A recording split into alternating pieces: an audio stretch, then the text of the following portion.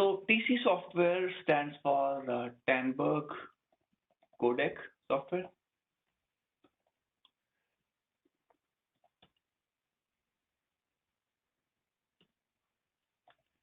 So the first software that was introduced by Tandberg, maybe in 2001, 2, or 3, was TC version 1.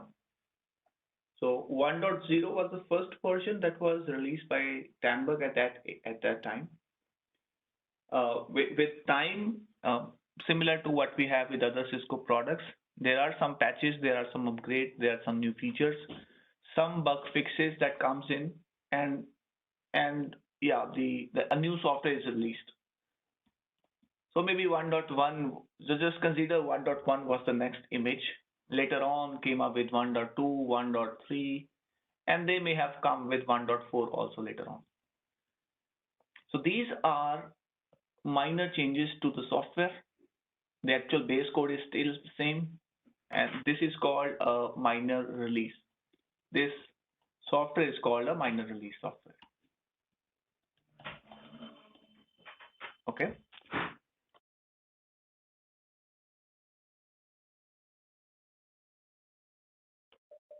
Now, after making a lot of changes, there's a time when the developers feel or they realize that they need some modification to the entire code. Then they came up with a new software, which is 2.0 or 2.1 or 2.2. They came up with some new changes, some major changes. When we move from version 1 to 2, in telepresence term, we call it as a major upgrade. So this term major upgrade and minor upgrade is pretty important. It plays a role when you perform any change from 1 to 2. If you go from 1 to maybe 3, 4, 5, 7, 8 new versions. When you go from this first octet change, that is called a major upgrade. And whenever you do it, you require a license for that in telepresence.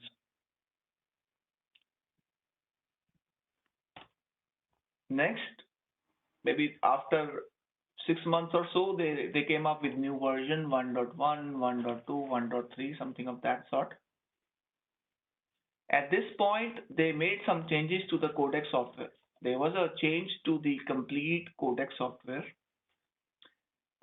Why I'm getting in detail of this is because if you may not see any codec running on 1.0 now, but in case by any chance you see any of this change, you have to follow a certain path in order to perform upgrades. You cannot simply go from version 1 to 7 or 8. You have to follow a path. Whenever there is the code change, you would require to at least step on one of those software versions. You cannot skip those versions. Otherwise, you will end up causing problems on the application of the codec.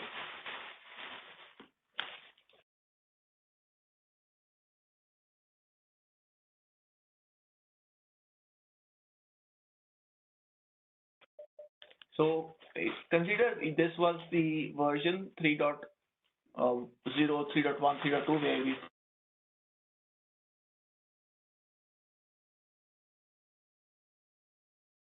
and so on. There is one more change which was introduced on 5.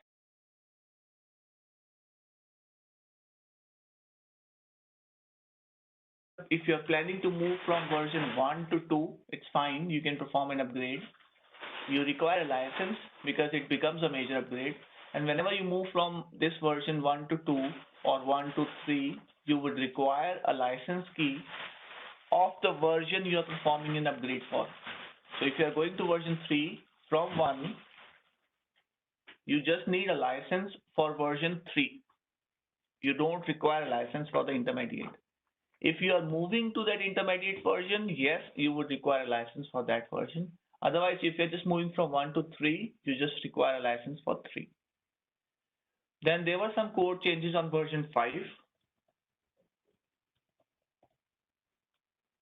So you would require to make sure that if you're moving from version 1 to 5, 1 to 3 upgrade would be required, and from 3 you need to go to 5.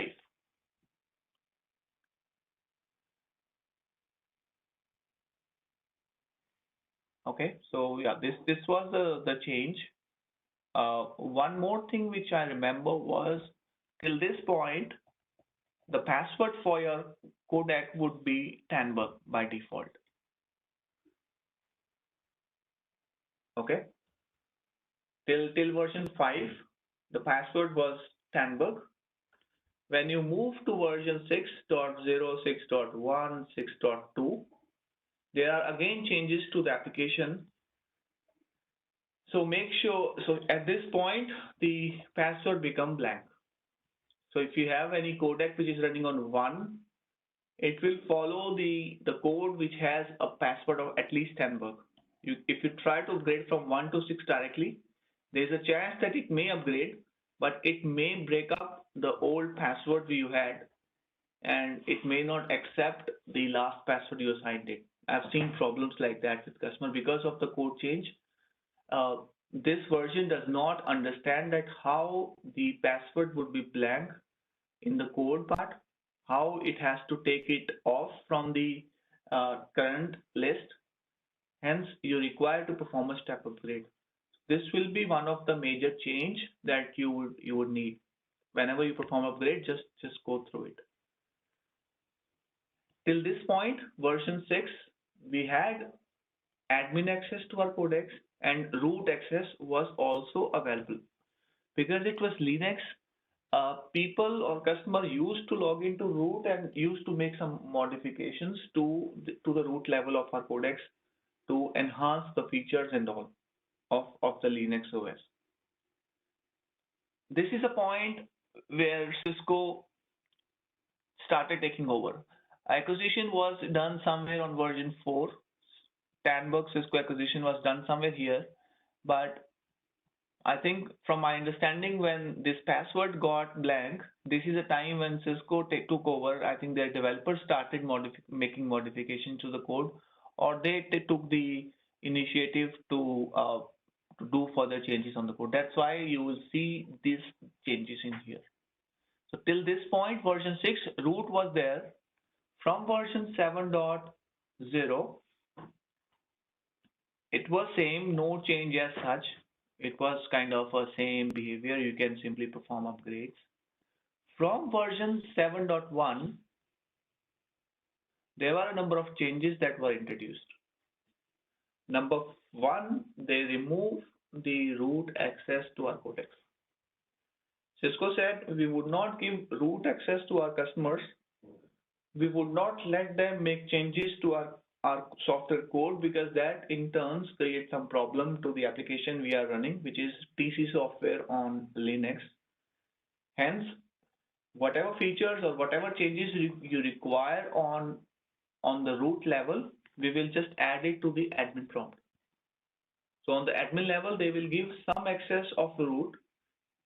So there were around 3 to 4 options or features that we used to get in root to enable, like packet capture, some other changes like software swap. All of those changes customer used to get into root in order to enable it. Cisco said we will enable those features in admin. So software swap, packet captures, we will enable those things in root in admin, but we would not give you root access from 7.1 version.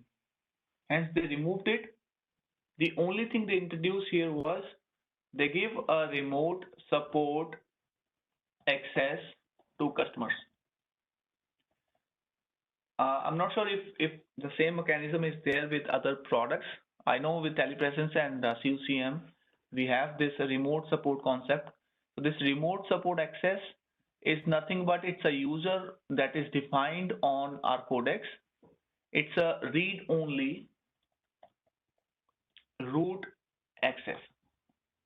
So basically, it's a root account, but the permission is read-only. Whatever you can check as a root user, you will be able to see using this remote support account, but it will be read-only and nothing else. You would not be able to make changes when you log into the root.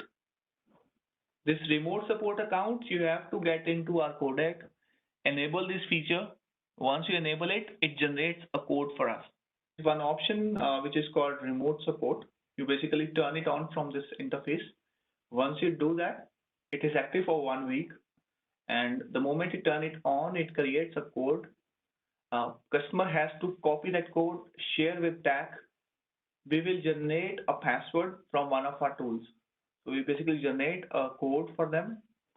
That code is nothing but a password for them to log in. So they can log into their codecs via SSH using that password. And the user would be remote support. That's what they will do. So they will log in with remote support username. Password is what we will give them based on the code they gave us. So that they'll give us a code. Based on that code, we will give them the password for that. They will log in and they can check if they need to check anything. Now people don't ask much about this. I remember when people used to have these versions and they moved to 7. That was the time when they really asked for these passwords. Now no one asks for it. Maybe that's the reason they just took it off from the GUI. And from the command line, I'm sure there's one command for that. So this was the first change, root access blocked. The second thing they introduced on this version was removal of license requirement.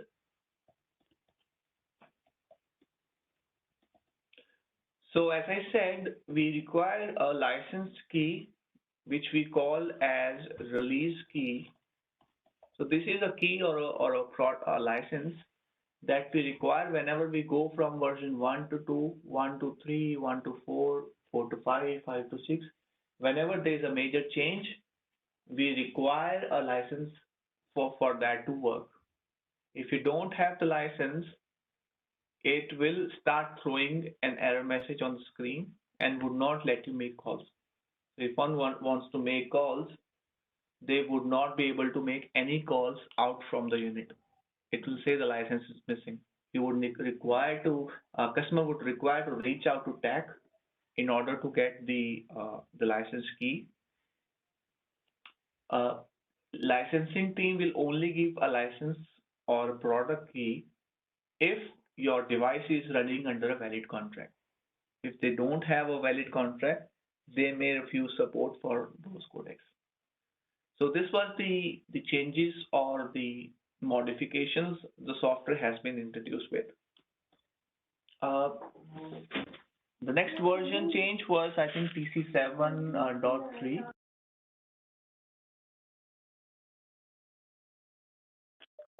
So from version 7.3, some new changes were made to our software also. And those changes includes one thing, which is when you go to our web interface of the unit, and if you go to call,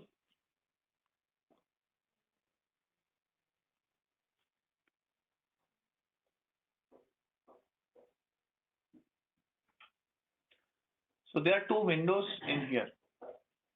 One is for the main video, and it says HDMI 1. This is nothing much but an video input view of your camera. So if you have any codec and if you go to call, if you have any camera connected to it, and if you choose the active camera, you will start seeing the video feed in here. Okay, let me just find another endpoint.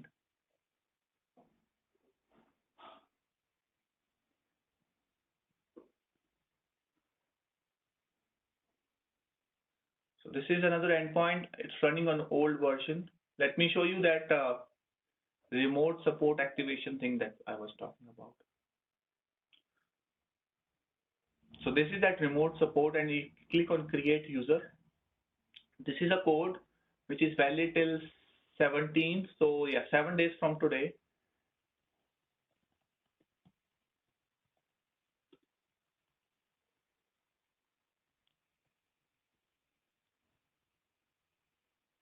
So I'll put in my username, that would be remote support, one word, no spaces. Oh, sorry, there are two dots here.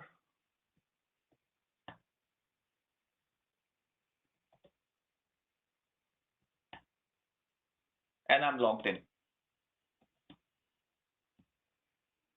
So I'm logged into our as a root account, but that's a read only, and I can see all the files and everything which is in there, and I can validate or I can check anything from the root level if I need to do anything. Now from root, if I need to get into the admin prompt, I can put in TSH, which is called terminal shell, and I get my admin login from this. This is a backend window kind of a thing. If you are in root, you need not log out. Just type in TSH and it will get you to the admin prompt. And here you can put in different commands, different config that you need to add to retrieve the data you want. So yeah, this was the remote support thing I was talking about. Now coming back to our initial discussion regarding these boxes, if I go to call control, when system is not awake, system video is unavailable, click to wake up the system. So after certain time, whatever is defined in the configuration, your system will go in a standby state to save power. That's the way our laptop goes in standby. You can wake it up from this screen itself. So this GUI is pretty smart, and it's good enough to manage your entire unit from here itself. So you can see the actual view of the monitor where this unit is placed. This is the camera feed which is coming in. What codec does is the feed which is coming from the camera to the codec, it just keep capturing some snapshots of those. So this is not a running picture. These are snapshots. After maybe a 2 or 3 seconds, it just keep refreshing those snapshots on this page. If someone share a presentation, they can view the presentation on this screen and they can share presentation as well from this option. You can move the camera position from here also. So these are called presets, which can help you to move the camera position from one place to another if you have defined one. And this can help you to rotate the camera also. So I can go ahead and rotate the camera from one position to another from that screen. So you can see a movement in the camera from one position to another. After a few seconds, this will refresh.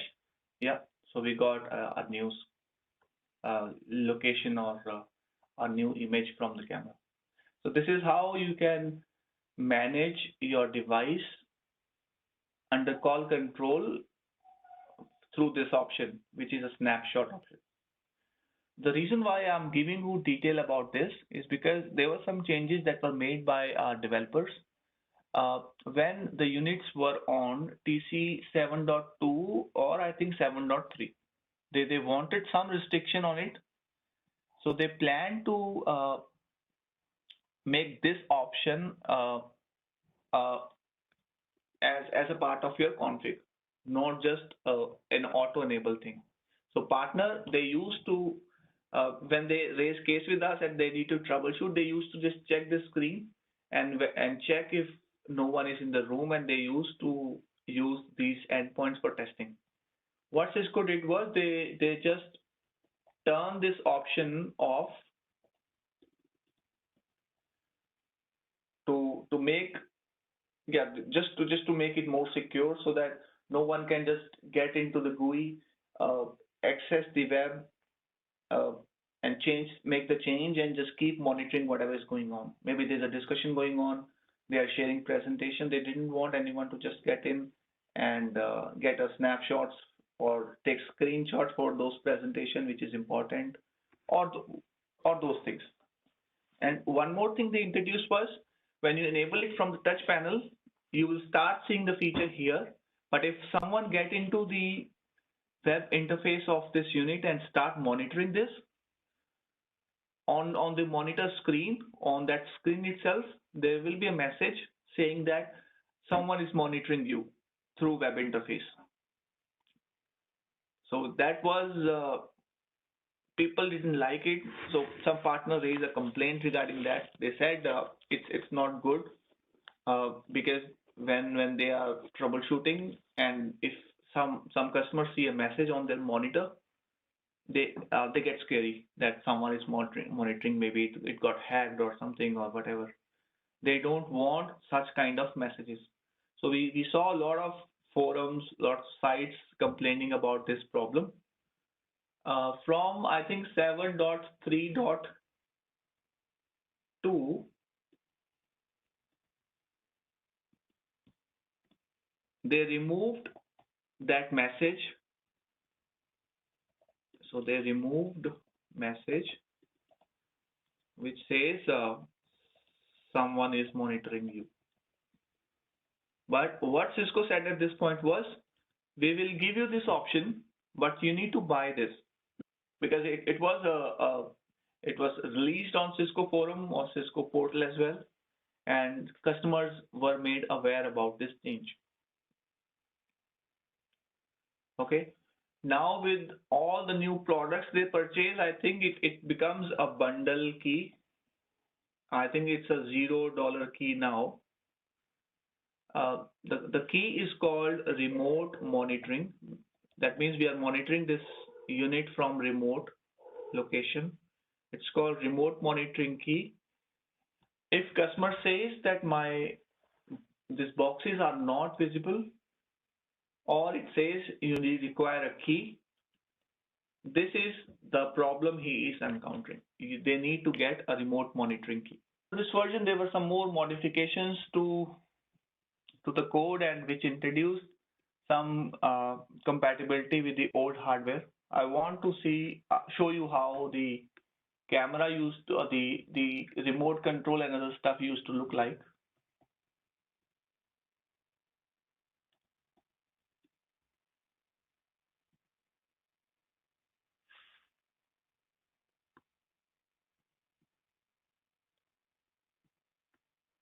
Okay, so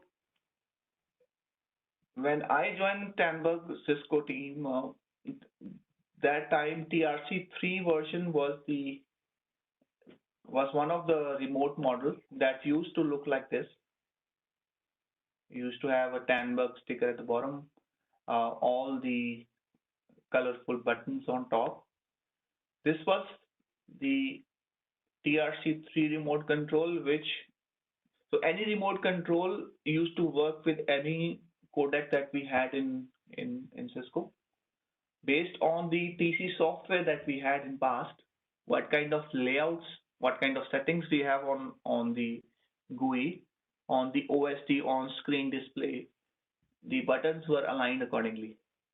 So with the new versions, Cisco came out, or Tandberg came up with a new remote control like this one. This one is 4. This one is 3. Quite similar. I think there are some buttons missing here in 3, which are there in the new version. These are far end control of camera and other stuff. And in version 5, it looks all different. No more colorful buttons. More icons have been introduced. More soft buttons are introduced in there. So this was version 5. So we had 1, 2, 3, 4, and 5. All of these were old remote controls. And version 6. So this is the latest one. It looks more like a MI TV remote control or maybe a Mac, Apple TV remote control. This is for version 6. Now, why I'm telling you this is because there are some changes that have been introduced. Before I show that, let me show you Cisco Touch 8 also. So these are the peripherals. We didn't discuss much, but let's just have an idea of how they look like. So you must be aware with this one because I saw your room just now and you got similar touch panel, this white touch panel in there. So remote control we just discussed. We used to have this touch panel in Touch 8 touch panel with all the old units. This is how it used to look like.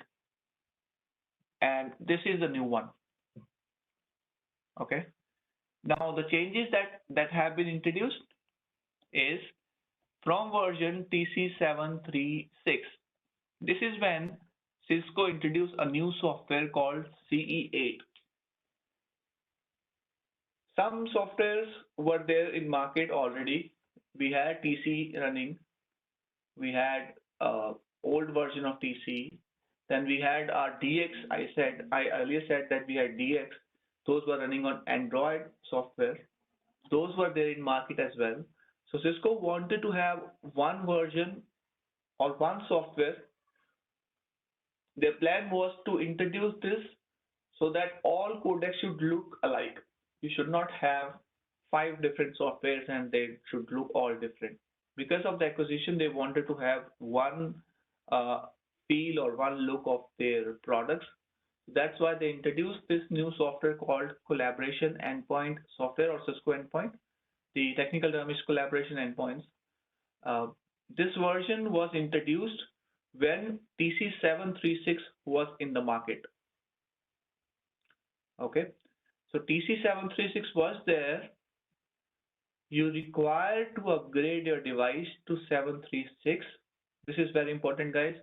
Whenever you have any unit running on TC software, no matter which TC software you have, you need to come all the way to this, at least this, in order to upgrade to 8.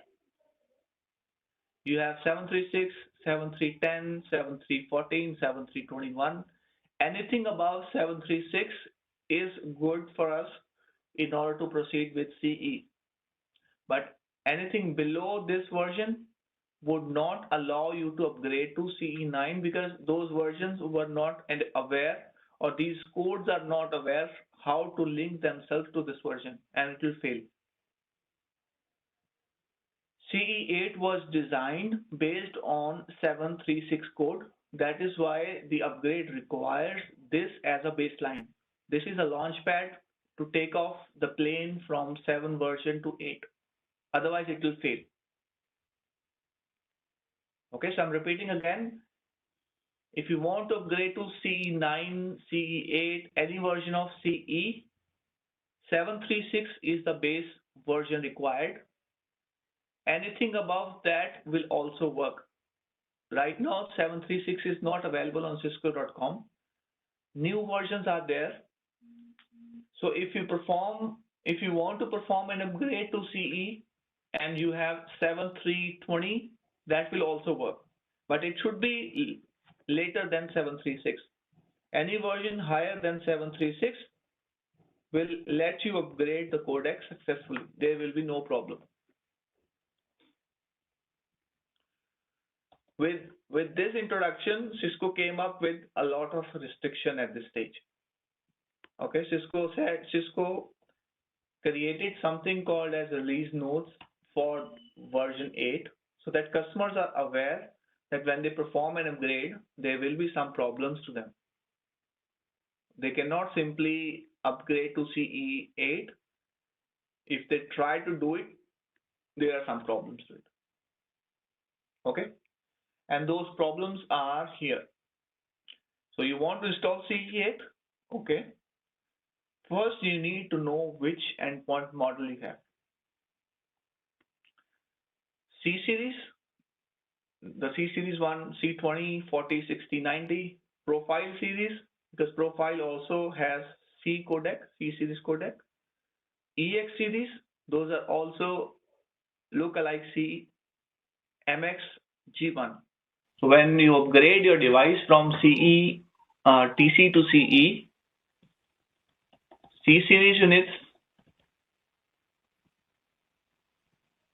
then so C series includes C20, C40, C60, C90, EX60, EX90, MX200, and MX300, generation 1. These are the codecs you cannot upgrade to CE.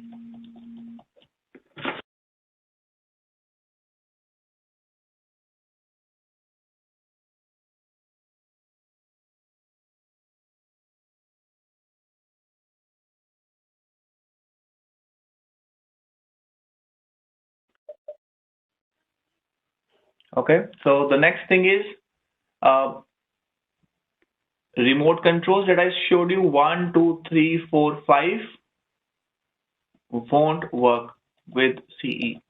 So if customer is planning to perform an upgrade, he has to take care of this part. Touch 8 won't work on CE. So any endpoint which is moving to the new version cannot have these as a peripheral. SX10, SX20, SX80, MX700, 800, room kits will get an update. So you can upgrade these units, but you cannot upgrade any of the old generations. This includes DX 70 and 80 also. So the next thing is any user who was using a remote control using TRC5 4321, they would need to use TRC6 remote control. You need to have TRC6 remote control. That is the only supported remote control with some of the codecs. And those codecs are SX10 and SX20.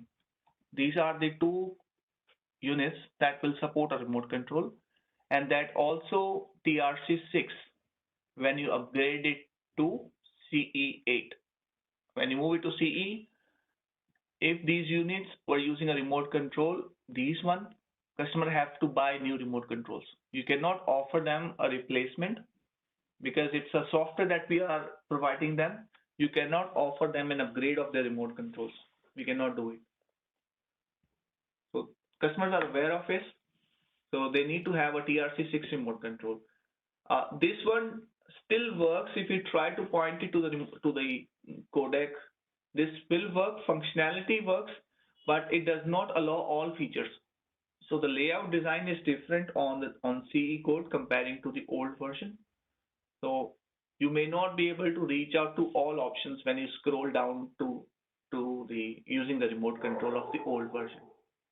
The software of CE is designed using these TRC6 buttons.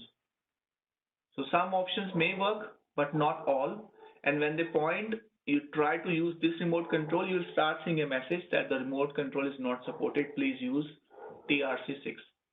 This is something you will see on the screen. Touch 8 won't work on CE. That is one of the problem. So customer would require to use a touch 10. So all of these units would require a touch 10 apart from these two because these are touch screen units. Or I'll take this off for now.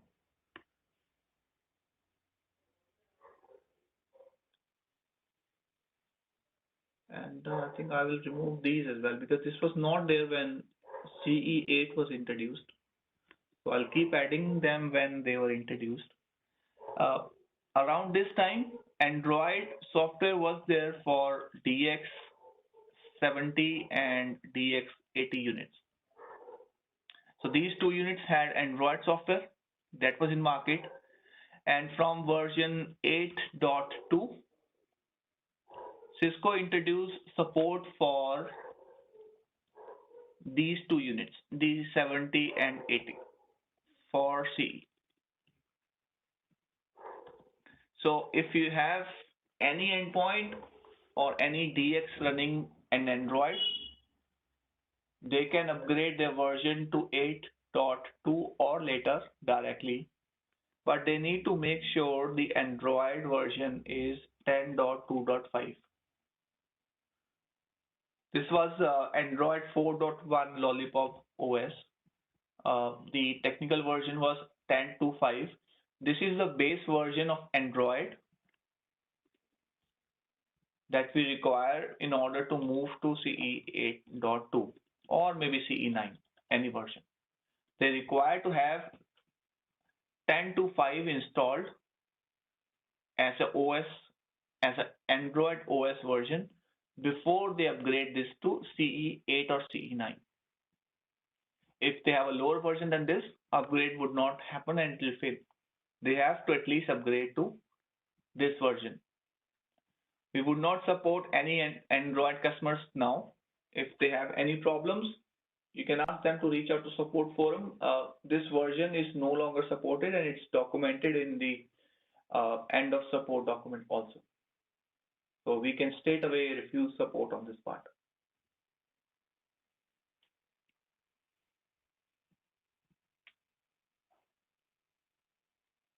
CE8, yes. So till this time, CUCM, which is our call manager, and VCS. These are our call controls. These are our applications that helps to register these devices. They take care of the calling and they take care of the signaling that happens between the two endpoints if they make call. So these are the two call controls, and these were the two call controls available in market that were supported on these versions. So if anyone is using any software till version 6 CE8, CUCM or VCS registration was the only possibility. So you could only register it with these two products. Both were Cisco. CUCM is a Cisco product, VCS is a Tandberg product. So Tandberg had its own call control. Cisco had using both at this stage. And till version this, VCS and CUCM registrations were possible. These are the one that could manage these endpoints. From version, I think C8 or so, I think 2 or maybe any other version, cloud registration has been supported as well. So we have our Cisco Control Hub where you can register these devices. Unit should be on version CE8 dot something in order to register it to the cloud. If customer try a TC software and try to register, there is no option as such. Your upgrade or your registration will fail. They have to upgrade it to the right version in order to register it to the cloud. Version 9.xx, this is when our WebEx units were introduced. So all the units that we discussed yesterday after MX, Room Kit Plus, Room 70, Room 55, all of those were introduced, I think around 9.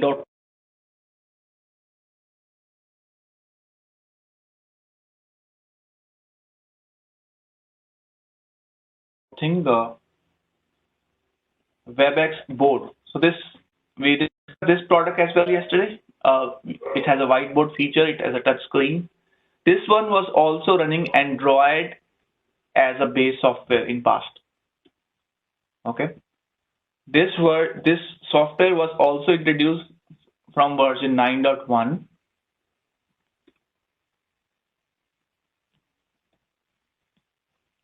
So WebEx board was introduced with 9.1 version, but cloud registration only. It was not available for on-premise registrations. So we have a separate team, guys. So we work on on-premise products. The devices that are registered to CUCM or they are registered to VCS or they are not registered anywhere, those products are handled by our team. If our products are registered to cloud, we have our Cisco subscription model wherein customer purchase the subscription model, they register their products directly on cloud, and those are managed and the meetings are hosted on cloud. So WebEx and Control Hub registration is there. Those are handled by a different team. We have a separate cloud team for that. So this product used to be supported by the cloud registration only from version 1, the day it was launched. Version 9.3.4, I think, yeah. I think this version is when on-premise support has been introduced for this product.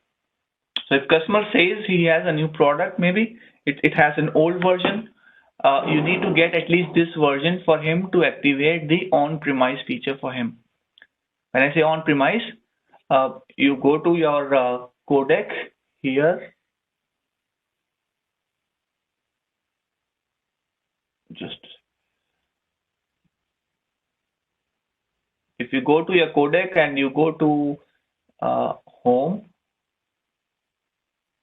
these H323 and SIP registrations are not possible on a WebEx board unit when it is running on 9.1. You will get these features once they get to 9.3.4 version.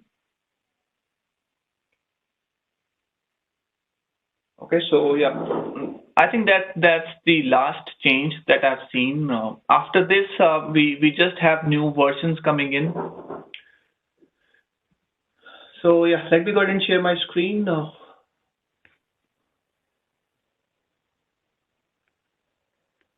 So always refer to the release notes of the software. So whenever you're troubleshooting any issues and you feel it could be software, or if you feel something has changed after making an upgrade to the new version, always refer to the release notes. So there's a document called release notes for that specific version like CE 8 or 9.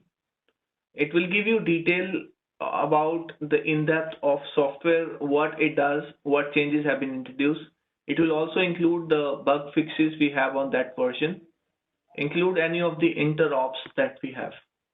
Like for the document that I've opened on the screen, when you perform an upgrade, this will give you more detail of just a flow diagram.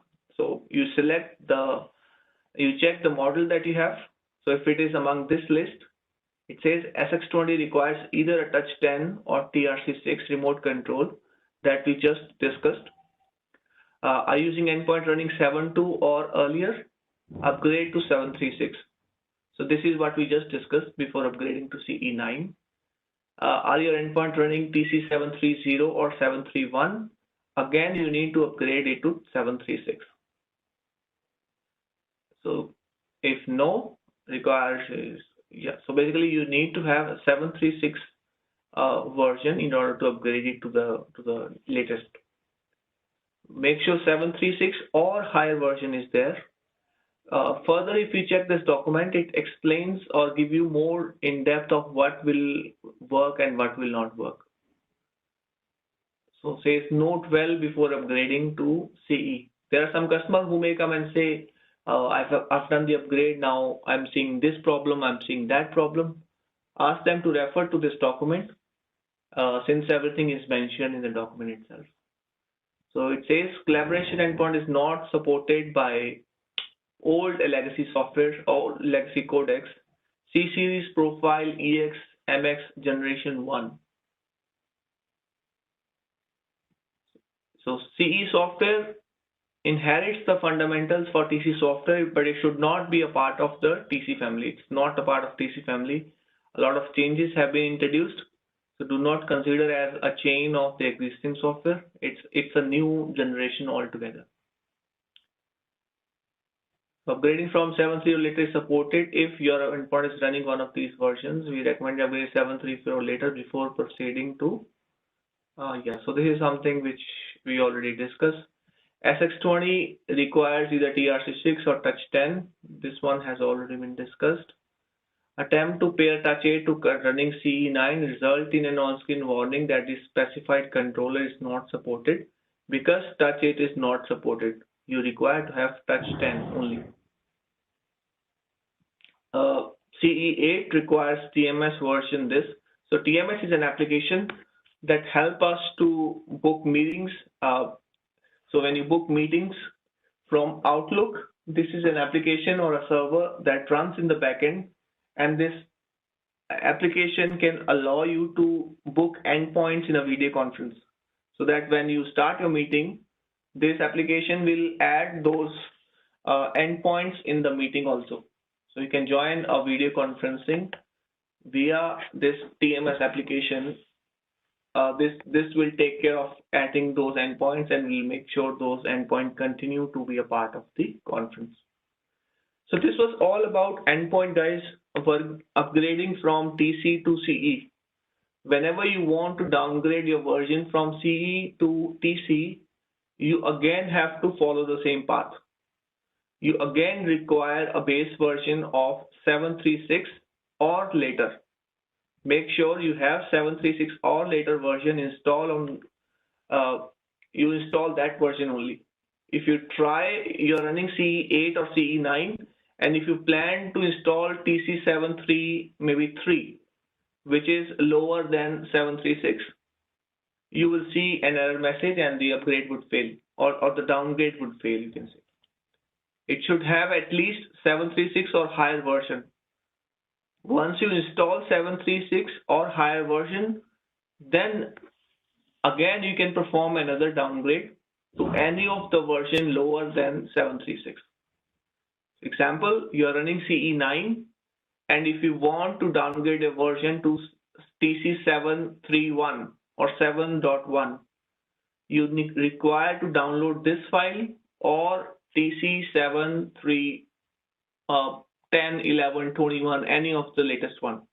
Once the codec is downgraded successfully to TC736 or higher, then go ahead and downgrade your software to 731 or any of the lower version, or maybe TC73 or 6, TC6.x, whatever version you want. Okay.